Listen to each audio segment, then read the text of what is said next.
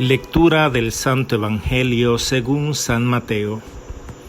En aquel tiempo dijo Jesús a sus discípulos: Les aseguro que es muy difícil que un rico entre en el reino de los cielos. Se los repito, es más fácil que un camello entre por el ojo de una aguja que el que un rico entre en el reino de los cielos. Al oír esto, los discípulos, llenos de asombro, decían: ¿Quién se podrá salvar entonces? Jesús, mirándolos fijamente, dijo: Para los hombres eso es imposible, mas para Dios todo es posible. Entonces Pedro, tomando la palabra, le dijo: Ya lo ves, nosotros lo hemos dejado todo y te hemos seguido. ¿Qué recibiremos, pues? Jesús les dijo: Les aseguro que ustedes que me han seguido en la regeneración, cuando el Hijo del Hombre se siente en su trono de gloria, se sentarán también ustedes en 12 tronos para juzgar a las 12 tribus de Israel. Y todo aquel que haya dejado casas, hermanos, hermanas, padre, madre, hijos o campos por mi nombre, recibirá el 100 por 1 y heredará vida eterna. Pero muchos primeros serán últimos y muchos últimos primeros.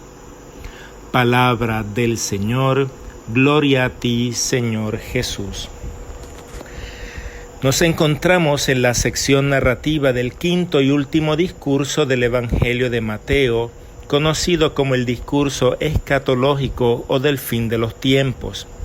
Se trata de episodios que siguen ofreciendo la oportunidad de una organización de la comunidad de los discípulos y la inminencia de la llegada del reino de los cielos. A estas alturas, es oportuno señalar algunas consideraciones sobre la estructura literaria del Evangelio de Mateo. En ocasiones anteriores, habíamos planteado que para Mateo, Jesús es el nuevo Moisés, que sube al monte para otorgar una nueva ley y a partir de ella configurar un pueblo nuevo. De esa manera, Mateo pone en boca de Jesús 5 grandes discursos que evocan los 5 libros que en el Antiguo Testamento se atribuían a Moisés, a saber, Génesis, Éxodo, Levítico, Números y Deuteronomio. A su vez, este último libro de Deuteronomio es el testamento espiritual de Moisés, porque es la narración del último día de su vida y la preparación para tomar posesión de la tierra que mana leche y miel, pero que Moisés solo puede contemplar desde la altura de la estepa de Moab. Lo interesante de la estructura literaria de Mateo es que él ha tomado frases específicas del libro del Deuteronomio para marcar el inicio y el final de los discursos de Jesús. Es decir, en 5 ocasiones los discursos de Moisés están identificados con frases tales como: Estas son las palabras que dijo Moisés a todo Israel. También, esta es la ley que expuso Moisés a los israelitas. Además, estas son las palabras que mandó Yahvé a Moisés. Luego, Moisés transmitió estas palabras a todo Israel. Y culmina el libro del Deuteronomio diciendo: Cuando Moisés acabó de pronunciar estas palabras a todo Israel. Y a continuación se narra la muerte de Moisés. La estructura del Evangelio de Mateo es muy similar.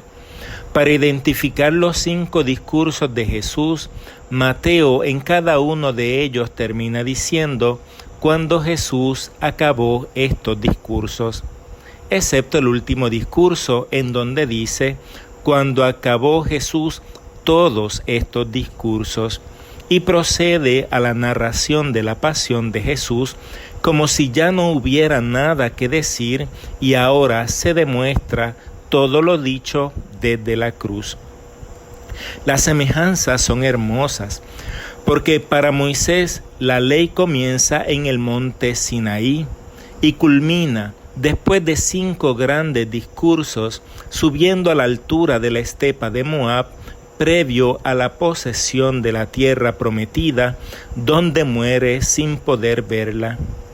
Igualmente Jesús, su nueva ley comienza subiendo el monte de las bienaventuranzas y después de 5 grandes discursos sube al monte Calvario para tomar posesión con su muerte del reino de los cielos que tanto proclamó. Una vez mostradas esas ideas de los discursos de Jesús, Él quiere insistir sobre aquellas actitudes necesarias para tomar posesión del reino de los cielos y destaca cuán difícil será para los ricos con una frase proverbial: es más fácil que un camello entre por el ojo de una aguja que un rico entre al reino de los cielos. No se trata de una aguja de coser, sino de una pequeña puerta a la entrada de la ciudad de Jerusalén, por donde apenas podía entrar una persona. Por tanto, para que un camello cargado de bultos pudiera entrar, pasaría enorme dificultad. En efecto, no dice que sea imposible, dice que es muy difícil. El tema de la riqueza en el Nuevo Testamento toma matices radicales respecto al Antiguo Testamento. En el Antiguo, la riqueza era signo de la bendición de Dios. En efecto, el Señor colmaba a los patriarcas de tierras, camellos, ganado, siervos y larga vida a sus elegidos. Sin embargo, en la literatura profética ya vemos cómo el dinero se convierte en fuente de injusticia y opresión, sobre todo contra los más pobres, como dijera el profeta Amós: compran por dinero al desvalido y al pobre por un par de sandalias. Igualmente recordamos aquella parábola del profeta Natán contra el rey David, después de matar a Urías para quedarse con su esposa Betsabé, aun cuando tenía a su disposición todo un harén.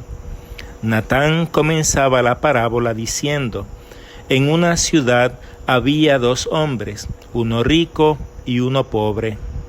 Con ello acentuaba la injusticia. Y también el caso del rey Acab, que mató a Nabot para quedarse con su viña, aun cuando tenía como rey muchas tierras y posesiones. Para Jesús, el problema no está en el dinero, sino en el corazón, porque cuando hay riquezas abundantes, no queda espacio para el reino de Dios y su justicia. Solo cuando andamos ligeros de equipaje, sin nada que nos ate, podemos entrar en el reino. Jesús solo quiere recordarnos lo que dice el Salmo: y aunque crezcan tus riquezas, no les des el corazón.